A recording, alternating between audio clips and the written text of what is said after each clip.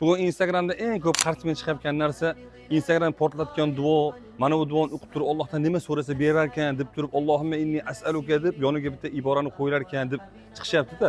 Aslida bu duo emas, bu duoni boshlanishi. Ya'ni bu ibora Allohumma inni as'aluka, Allohim men sendan so'rayman degan ma'noni bildiradi.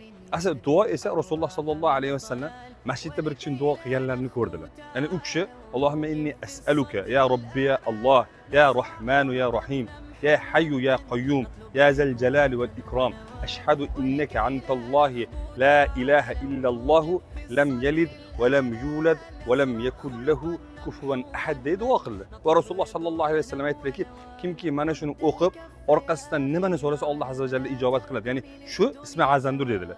Ismi azamni bilmaganlarga o'sha mashhur Sulaymon alayhisolamning qissasidagi Bilqisni taxtini olib kelib bergan jin yoki kishi mana shu ismi azamni bilardi. Alloh azza va jalladan ismi azamni o'qib, duo qilib so'radi. Bir zumda Alloh azza va jalla unga taxt muhayyo qildi deyshadi. Vassalomu alaykum va rahmatullohi va barakatuh.